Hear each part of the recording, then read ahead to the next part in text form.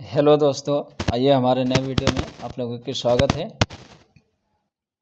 देखिए, आज हम लोग पढ़ने वाले हैं पंचायती राज व्यवस्था, जो कि क्लास 10 का आपका चैप्टर है ना। राजनीतिक शासन का ये एक महत्वपूर्ण आपका टॉपिक है ना, जिनमें हम लोग पढ़ने वाले हैं। आज देखने वाले हैं पंचायती राज व्यवस्था के बारे में। देखिए, पंचायती राज व्यवस्था से आप लोग का बोर्ड एग्जाम में भी सवाल बहुत सारे आते हैं ना, ऑब्जेक्टिव हो या सब्जेक्टिव हो, लघु में भी और दीर्घ में भी, दोनों से आपका सवाल बनते हैं, है ना। तो आइए आज हम लोग इसको बेहतरीन तरीक़ा से सीखने का प्रयास करते हैं कि आखिर पंचायती राज व्यवस्था है क्या, है ना। चलिए देखिए, पंचायती राज व्यवस्था के बारे में अगर बात की जाए तो पंचायती राज व्यवस्था है, इसी को हम लोग स्थानीय शासन व्यवस्था के नाम से भी जानते हैं, है ना। पंचायती राज व्यवस्था को हम लोग स्थानीय शासन व्यवस्था के नाम से भी जानते हैं।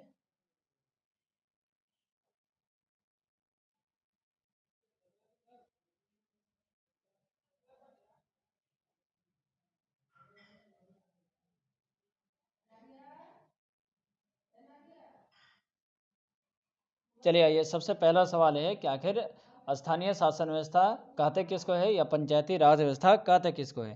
तो इसका अगर परिभाषा अगर बोला जाए तो वैसे शासन व्यवस्था जिसमें आम आदमी अपनी भागीदारी एवं उत्तरदायित्व स्वयं सुनिश्चित करता हो, वैसे शासन व्यवस्था को स्थानीय शासन व्यवस्था या पंचायती राज व्यवस्था कहते हैं।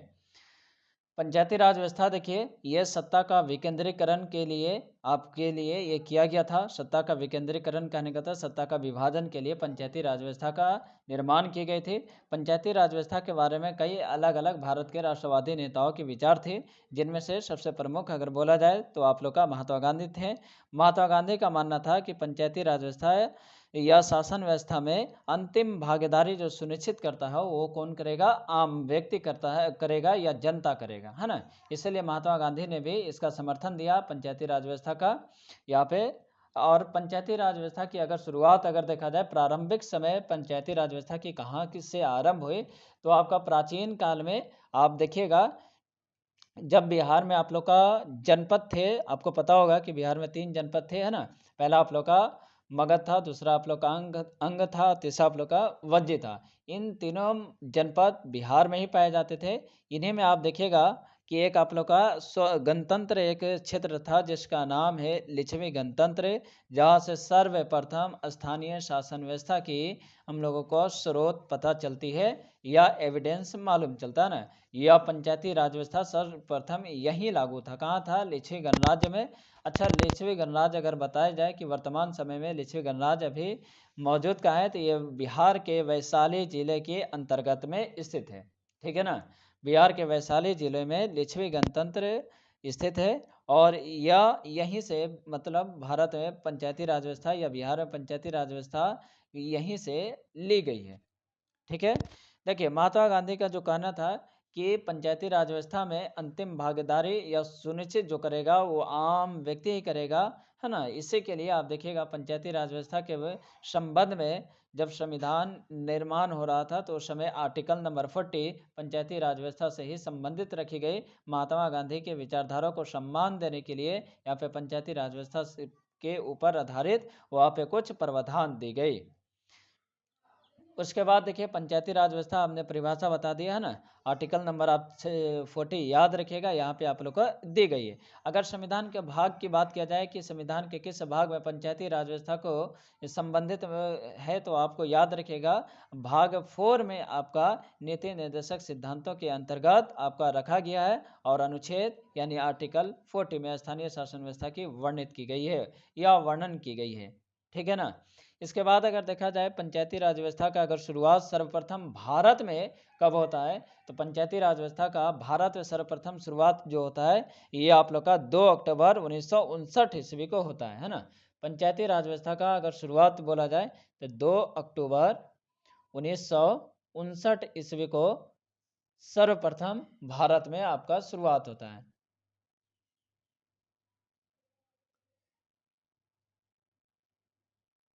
अगर भारत में बोला जाए कहाँ पर होता है सबसे पहले भारत में भी, तो किन राज्यों में आपका सबसे पहले स्थानीय शासन व्यवस्था या पंचायती राज व्यवस्था शुरू की गई थी, तो आप याद रखिएगा कि आप लोग का पहला अगर क्या बोलते हैं पंचायती राज व्यवस्था का पहला शुरुआत जो किया गया था वो राजस्थान राज्य के नागौर जिला का नाम है ना। सबसे पहले राजस्थान में है ना, राज्य अगर पूछा जाए तो राजस्थान में आ जाएगा, और अगर जिला अगर पूछा जाए तो नागौर जिला आ जाएगा। अगर गांव पूछ दिया जाए तब कि राजस्थान के किस गांव में सबसे पहले ये आप लोग का शुरू की गई थी, तो बगदरी गांव में शुरू की गई थी, है ना। गांव की बात अगर कर दी गई जाए तो बगदरी गांव में की गई थी। बगदरी गांव में सबसे पहले स्थानीय शासन व्यवस्था की शुरुआत की गई थी। ठीक है, यहाँ से आपको याद रहेगा, है ना। और इस समय के प्रधानमंत्री कौन थे, आप लोग को मालूम ही होगा ना। इस समय के प्रधानमंत्री पंडित जवाहरलाल नेहरू थे, है ना। तो याद रखिएगा, इस समय के प्रधानमंत्री जो थे, जिनके शासनकाल में सर्वप्रथम पंचायती राज व्यवस्था भारत में आरंभ की गई, उस समय के कौन थे, पंडित जवाहरलाल नेहरू थे।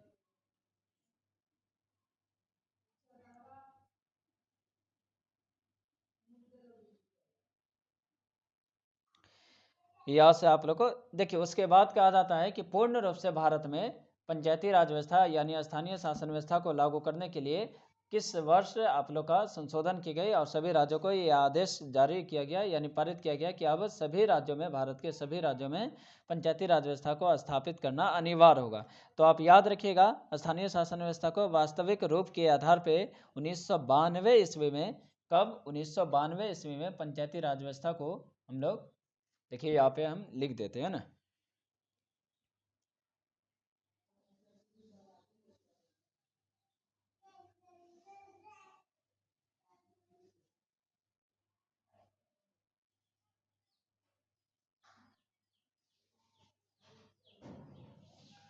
वास्तविक रूप से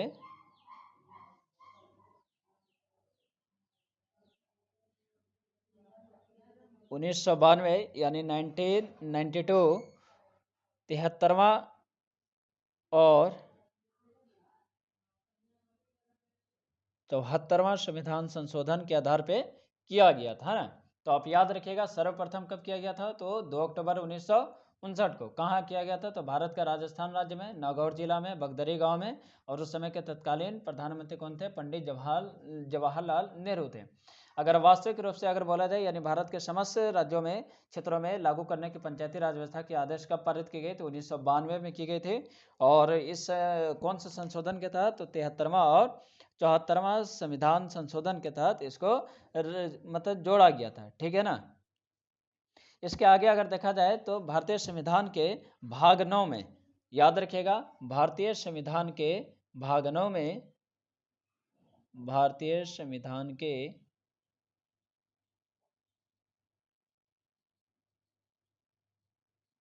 भाग 9 में, भारतीय संविधान के भाग 9 के अंतर्गत आप लोग को 11वीं और 12वीं अनुसूची जोड़ी गई थी, है ना। तो ये भी याद रखिएगा, भारतीय संविधान के भाग 9 के अंतर्गत 11वीं और 12वीं अनुसूची को जोड़ा गया था, जो पंचायती राज व्यवस्था के कार्य के संबंध में था ना, जो पंचायती राज व्यवस्था के कार्य के संबंध में था। आप ये भी याद रखिएगा, 11वीं अनुसूची और 12वीं अनुसूची आपका क्या है, पंचायती राज व्यवस्था यानी स्थानीय शासन व्यवस्था के, स्थानीय शासन व्यवस्था के कार्य से संबंधित था।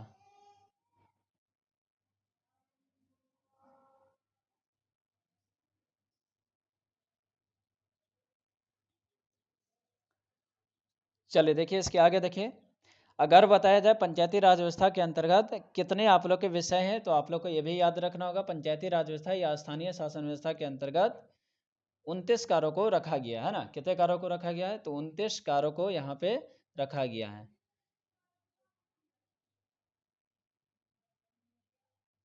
पंचायती राज्य व्यवस्था के अंतर्गत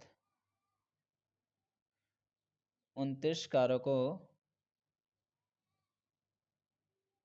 शामिल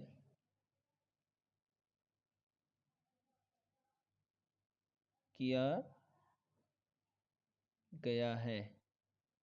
ये वाली बात है ना, यहाँ तक आपको याद रहेगा।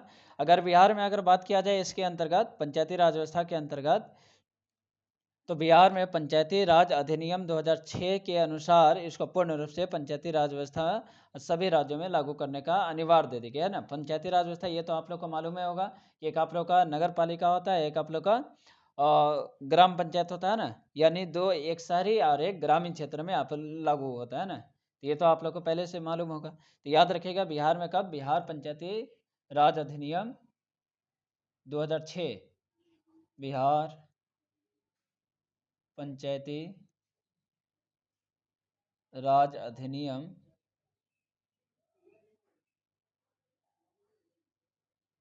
2006 के तहत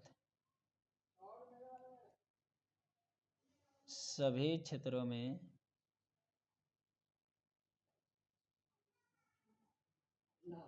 लागू की गई।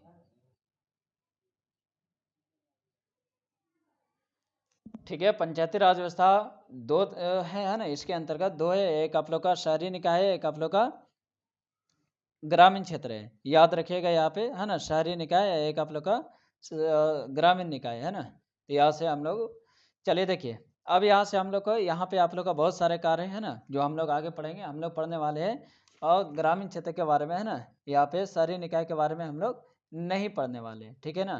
तो इनको अगर आपको देखना हो तो हम लोग अगले वीडियो में शहरी निकाय के बारे में हम लोग बता देंगे, उसके बारे में वीडियो बना के डाल देंगे। आज हम लोग पढ़ने वाले हैं पंचायती राज व्यवस्था यानी स्थानीय शासन व्यवस्था के बारे में।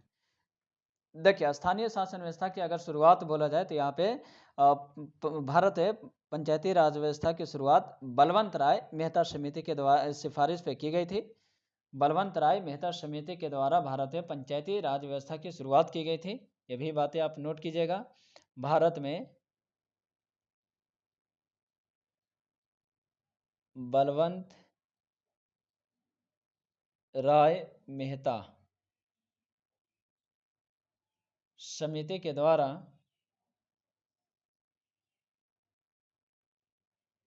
सिफारिश के आधारित पर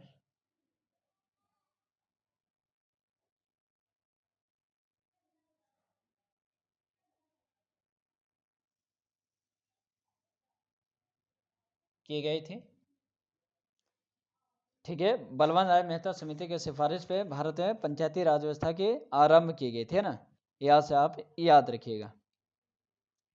चलिए देखिए, इसके बाद हम लोग देखिए पंचायती राज व्यवस्था या शासन स्थानीय शासन व्यवस्था हम लोग मुख्य रूप से तीन वर्गों में बांटते हैं। तो आइए हम लोग उस तीन वर्ग कौन कौन सा है हम लोग उसको पढ़ते हैं, उसके बाद हम लोग आगे देखेंगे ना। तो देखिए, पंचायती राज व्यवस्था जो है ये तीन रूप में बांटा गया ना, तीन स्तर पे ये शासन को विकेंद्रीकरण की गई है।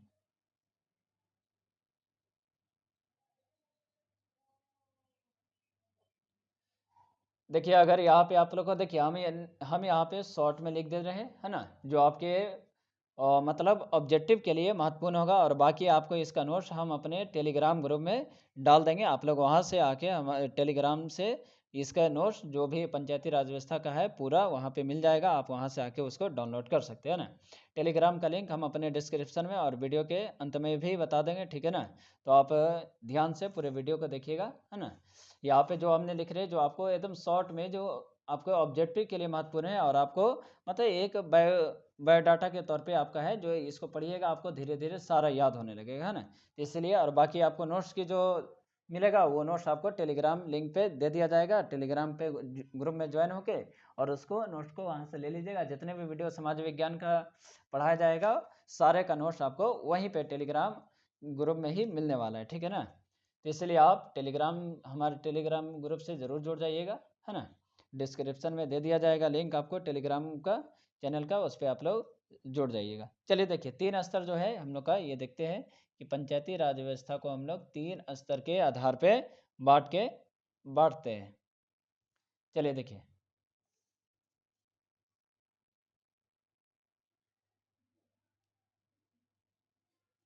पहला आप लोग का स्तर यहाँ से है ना। अगर बोला जाए आप लोग का तो ग्राम स्तर है, जिसको ग्राम पंचायत के नाम से जाना जाता है। दूसरा आप लोग का है प्रखंड स्तर है, जिसको पंचायत समिति के नाम से जाना जाता है। और तीसरा है जिला स्तर है या जिला परिषद के नाम से जाना जाता है। तो आइए हम लोग इसको लिखते हैं है ना, और फिर एक एक करके हम लोग समझते हैं। तो देखिए, पहला क्या है, ग्राम पंचायत।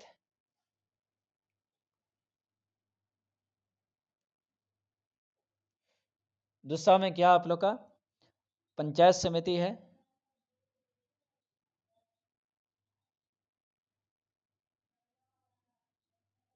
तीसरा में जिला परिषद।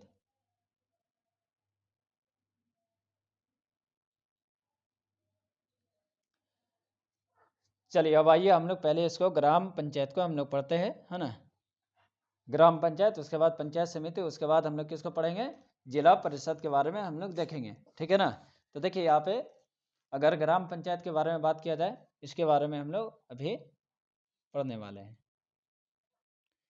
देखिए अगर वीडियो अच्छा लगे तो आप लोग ज़रूर वीडियो को शेयर करें, है ना। और अगर हमारे चैनल पे नए हैं तो हमारे चैनल को सब्सक्राइब करें और बेल आइकन को ज़रूर दबाएं, ताकि हम लोगों को मोटिवेट मिलता है और भी वीडियो बना के आप लोगों तक पहुंचाने का कोशिश करेंगे, है ना। और वीडियो को शेयर जरूर करें अपने दोस्तों में, अपने ग्रुप में। चलिए देखिए आइए हम लोग ग्राम पंचायत। ग्राम पंचायत अगर बताया जाए इसके बारे में, तो देखिए ग्राम पंचायत का सबसे पहली बात कि ग्राम पंचायत, ये तो जान लिया हम लोग, पंचायती राज व्यवस्था या स्थानीय शासन व्यवस्था को हम लोग 3 वर्गों में बांटते हैं बिहार में, है ना। बिहार राज्य में हम लोग इसको 3 स्तरीय पंचायती राज व्यवस्था पढ़ते हैं, जिनमें से पहला ग्राम पंचायत, दूसरा पंचायत समिति है और तीसरा आप लोग का जिला परिषद है। तो ये स्थानीय शासन व्यवस्था का सबसे प्रमुख अगर बोला जाए, ये स्थानीय शासन व्यवस्था का सबसे महत्वपूर्ण अंग माना जाता है या सबसे महत्वपूर्ण स्तर माना जाता है ना। तो ये स्थानीय शासन व्यवस्था का याद रखिएगा कि यह जो है स्थानीय शासन व्यवस्था का, स्थानीय शासन व्यवस्था का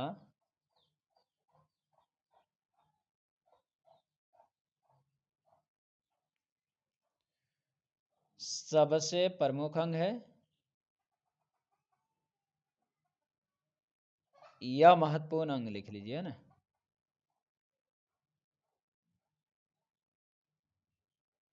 देखिए और जो आप लोग को टेलीग्राम पे जो नोट्स प्रोवाइड किया जाएगा उसे पूरा इन डिटेल होगा, है ना, पूरे डिटेल में होगा, सारे कुछ होगा, यहाँ तक कि एक्स्ट्रा भी होगा जो आपके 10th लेवल में भी नहीं है, यानी 10th पढ़ना नहीं, उसको भी हमने PDF में डाल दिया है। तो आप लोग वहाँ से ज़रूर ज्वाइन हो जाइएगा और वहाँ से वीडियो को डाउनलोड कर PDF को डाउनलोड कर लीजिएगा, है ना। चलिए देखिए यहाँ पे अब बात है कि ग्राम पंचायत का निर्माण जो होता है कितने जनसंख्या पे की जाती है। तो ग्राम पंचायत का अगर निर्माण अगर बताया जाए तो 7,000 की ग्रामीण आबादी, जाहिर सी बात है ग्राम पंचायत है, स्थानीय शासन व्यवस्था है, तो आप लोग का लगभग का 7,000 जनसंख्या के आधार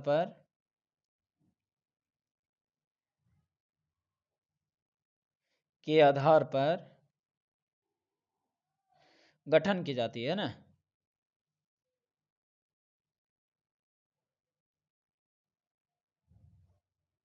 यानी एक ग्राम पंचायत का गठन करने के लिए लगभग की 7,000 की आबादी की आवश्यकता पड़ती है, ठीक है। ग्राम पंचायत में अब आप लोग का एक गांव भी शामिल हो सकता है और एक गांव के अलावा भी शामिल हो सकता है ना। या ग्राम पंचायत में अगर 7,000 आबादी हो गया तो एक ही गांव में वो स्थापित हो जाएगा, या अगर नहीं हुआ तो कई गांव को जोड़ के यानी इंक्लूड करके उनके जनसंख्या के आधार पे हम लोग यहाँ पे एक ग्राम पंचायत की स्थापना करते हैं, ठीक है ना। अब आते हैं ग्राम पंचायत की संरचना के बारे में। यहाँ पे संरचना यानी इसकी क्या क्या स्ट्रक्चर है आप लोग का ये देखना है ग्राम पंचायत में, ठीक है ना। तो आपको पता होगा कि स्थानीय शासन व्यवस्था का ये सबसे निचला स्तर है ना, सबसे नीचे वाला है स्तर है।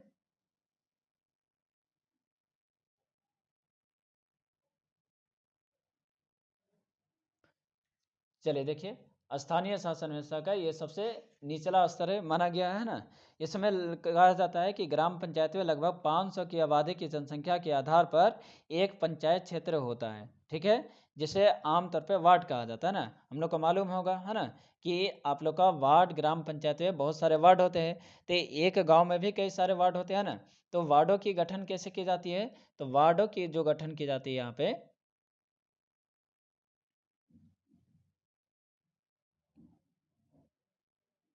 एक वार्ड के गठन करने के लिए आपको कम से कम 500 की आबादी होना अनिवार्य है, तभी आप एक वार्ड का गठन कर सकते हैं। आई बात समझे, यानी एक ग्राम पंचायत को गठन करने के लिए 7,000 जनसंख्या की या आबादी की जरूरत पड़ती है। अगर एक वार्ड आप लोग का ग्राम पंचायत में वार्ड की हम लोग देखते हैं ना, वार्ड का चुनाव भी हम लोग करते हैं, है ना, चुनाव में हम लोग भागीदारी भी लेते हैं। तो देखिए यहाँ पे वार्ड का जो है वो 500 की आबादी पर एक वार्ड को गठित किया जाता है या उसका स्थापना किया जाता है, ठीक है।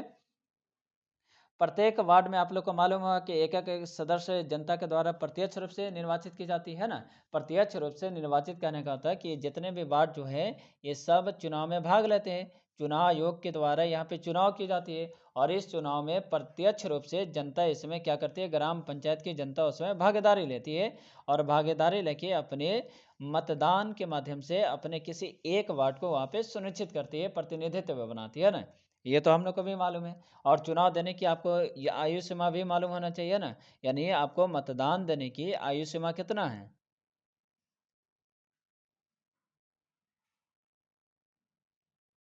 आयु सीमा जो है न्यूनतम 18 वर्ष है।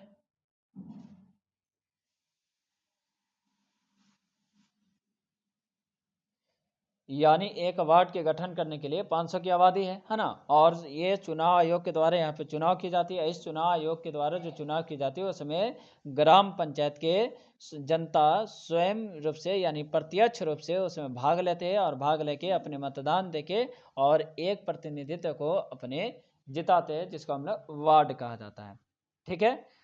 तो यहाँ तक आप लोग को। और कम से कम अगर बोला जाए कि एक ग्राम पंचायत में कितने वार्डों की संख्या हो सकती है, तो न्यूनतम अगर बोला जाए तो 14 और अधिकतम बोला जाए तो 20 है आपका, ये याद रखिएगा। एक ग्राम पंचायत है, कुल वार्डों की संख्या अगर बोला जाए आप लोग का कितना, तो यहाँ पे न्यूनतम अगर बोला जाए तो 14 और अधिकतम बोला जाए तो आपका 14। ये वाली बातें ध्यान से रखिएगा ना। और एक वार्ड की गठन करने के लिए हम लोग को क्या कितनी जनसंख्या की आबादी की जरूरत पड़ती है, तो आप याद रखिएगा एक वार्ड की गठन करने के लिए आपको 500 की जनसंख्या की आपकी या आबादी की आवश्यकता पड़ती है ना। इतनी बातें आप लोग को याद रखना चाहिए, ठीक है। अब देखिए ग्राम पंचायत में एक प्रधान रूप से मुखिया होता है ना। ग्राम पंचायत का प्रधान कौन होता है, मुखिया होता है, ये सभी को पता है। यानी एक ग्राम पंचायत में एक आप लोग का मुखिया होता है ना। एक ग्राम पंचायत में एक मुखिया होता है जिसको हम लोग प्रधान कहते हैं। ग्राम पंचायत का प्रधान कौन होता है, अगर यहाँ से देखा जाए ग्राम पंचायत का प्रधान कौन होता है।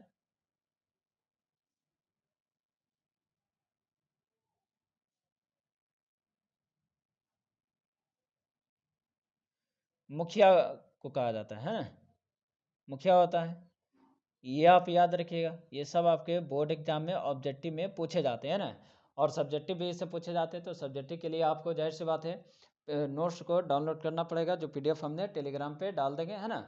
उससे आप और वहाँ पे बहुत अच्छे से आपको पीडीएफ में मिलेगा, जो कि आपके 10th लेवल तक का तो है ही है। उसके अलावा भी कुछ कुछ पॉइंटें आपको देखिएगा वहाँ पे एक्स्ट्रा मिलेगा, जो आपके लिए काफ़ी ज़्यादा महत्वपूर्ण माना जाएगा, ठीक है ना। तो यहाँ पे एक ग्राम पंचायत में कितने वार्ड होते हैं, तो 14 न्यूनतम, 20 आप लोग का अधिकतम है। अगर एक ग्राम पंचायत में मुखिया कितने होते हैं, तो एक होते हैं। मुखिया का चुनाव भी आप लोग को मालूम होगा। यहाँ पे थोड़ा सा चुनाव की क्राइटेरिया आप याद रख लीजिएगा, चाहे वो वार्ड का हो चाहे वो मुखिया का हो, दोनों का क्राइटेरिया एक है। बस यहाँ पे जनसंख्या यहाँ पे कि एक ग्राम पंचायत है, 14 न्यूनतम और 20 वार्ड हो सकते हैं और मुखिया एक ही होंगे, है ना। इन दोनों के चुनाव जो होता है ये चुनाव आयोग के द्वारा, यहाँ पे जितने भी चुनाव होते हैं चुनाव आयोग के द्वारा, इलेक्शन कमीशन के द्वारा ही की जाती है। और चुनाव में ग्राम पंचायत के कुल जनसंख्या यानी 7,000 पे 7,000 के लोग वहाँ पे उसमें क्या लेते हैं, भागीदारी लेते हैं और प्रत्यक्ष रूप से अपने मतदान के माध्यम से अपने प्रतिनिधित्व को वहाँ पे चुनते हैं। है बात सच है। तो यहाँ पे वार्डों को भी स्वयं चुना जाता है, लेकिन यह जनसंख्या 500 पे है। और यहाँ पे मुखिया का भी चुनाव जो होता है ये यहाँ पे भी ग्राम पंचायत के जनता के द्वारा ही यानी आम व्यक्ति के द्वारा ही की जाती है। और यहाँ पे भी ये अपने बॉस एक प्रतिनिधित्व को चुन के वहाँ का प्रधान बनाते हैं, जिसको हम लोग मुखिया कहते हैं, ठीक है। वार्ड का भी कार्यकाल अगर बोला जाए तो आपका कितना होता है, 5 वर्षों के लिए, है ना। और मुखिया का भी कार्यकाल 5 वर्षों के लिए होता है, ठीक है। इतनी बात याद रखिएगा। अब देखिए इसके आगे देखिए यहाँ पे एक मुखिया आप लोग का हो गया। ग्राम पंचायत में एक आप लोग का उप मुखिया होता है ना। लेकिन उप मुखिया का चुनाव हम लोग प्रत्यक्ष रूप से नहीं करते हैं। उप मुखिया का चुनाव हम लोग प्रत्यक्ष रूप से नहीं करते हैं। उप मुखिया का चुनाव मुखिया और वार्डों के द्वारा ही प्रतिनिधित्व, जिनको हम लोगों ने चुनते हैं उन्हीं के द्वारा यहाँ पे चुना जाता है। और ये चुना क्यों जाता है उप मुखिया का, कि अगर मुखिया किसी परिस्थिति में उपस्थित ना रहे तब उसके उपस्थिति में क्या किया जाए, सॉरी अनुपस्थिति में उप मुखिया उसके सारे कार्यभार को संभालेगा, ठीक है ना। अगर यहाँ पे बोला जाए इसके आप लोग का बैठक का, यहाँ पे तो बैठक आप याद रखिएगा, यहाँ पे एक बैठक के लिए 2 माह की आवश्यकता पड़ती है। 2 माह के अंतराल में 2 माह के अंतराल में यहाँ पे क्या की जाती है, एक बैठक बुलाई जाती है ना। बैठक में आपको याद रखना होगा कि कम से कम आपका 50% वार्डों की संख्या का आपको उपस्थित होना अनिवार्य है। यानी जितने भी वार्ड ग्राम पंचायत है उसका आधा वार्ड के सदस्य उस बैठक में अगर मौजूद है तभी उस बैठक को कानूनी यानी माना जाएगा, अन्यथा उस बैठक को नहीं माना जाएगा, है ना। तो ये वाला याद रखिएगा यहाँ तक, ठीक है। और इन सारी चीज़ों को हम वहाँ PDF में आप लोग को एकदम बेहतरीन तरीके से दे देंगे, ठीक है ना। अच्छा, इसके अलावा भी अगर बताया जाए ग्राम पंचायत में या स्थानीय शासन व्यवस्था में, आप देखिएगा कि यहाँ पे 50% कुल सीटों का 50%, आप याद रखिएगा, कुल सीटों का 50% क्या की जाती है, यहाँ पे आरक्षण दे दी जाती है। किसको आरक्षण दी जाती है, तो अनुसूचित जाति को, अनुसूचित जनजाति को और अत्यंत पिछड़े वर्ग को दे दी जाती है, आरक्षित कर दी जाती है ना। यानी स्थानीय शासन व्यवस्था के कुल सदस्यों का जो 50% सीटें हैं उसमें किसका अधिकार हो जाता है, अनुसूचित जाति, अनुसूचित जनजाति और अत्यंत पिछड़े वर्ग को। यहाँ तक का आप याद रखिएगा। बाकी इसके समय अवधि हमने बता दिया कि वार्ड का भी कार्यकाल 5 वर्षों का ही होता है और इसका भी कार्यकाल कितने वर्षों का होता है, 5 वर्षों का होता है। बैठक की समय अवधि हमने बता दिया कि 2 माह के अंतराल में एक बैठक बुलाई जाती है। यहाँ पे देख लीजिए, 2 माह के अंतराल में एक बैठक बुलाई जाती है और इसमें कम से कम 50% कुल वार्डों की संख्या के सदस्यों का होना आवश्यक है। इसके अलावा भी अगर देखा जाए यहाँ पे, तो अगर एक वर्ष में बोला जाए कुल बैठक कितने बार बुलानी चाहिए, है ना, एक वर्ष में देखा जाए तो 6 बार, 6 बार एक वर्षों में बैठक बुलाने की यहाँ पे आवश्यकता है, ठीक है ना। चलिए आज यहीं तक का रहने देते हैं आप लोग का, देख लीजिए यहाँ तक का, ये सारे आप लोग लिख लीजिएगा, है ना, नहीं तो स्क्रीनशॉट ले सकते हैं तो स्क्रीनशॉट ले लीजिएगा। बाकी आप लोग को इसका संपूर्ण PDF आपके हमारे टेलीग्राम ग्रुप में मिल जाएगा, उसमें डाल देंगे, आप लोग वहाँ से डाउनलोड कर लीजिएगा। टेलीग्राम का लिंक आपके वीडियो के अंत में दे दिया जाएगा, है ना, सॉरी वीडियो के डिस्क्रिप्शन में दे दिया जाएगा, तो वहाँ से आप उस पर क्लिक करके हमारे टेलीग्राम से ज्वाइन हो सकते हैं। चलिए ठीक है दोस्तों, मिलते हैं नए वीडियो में।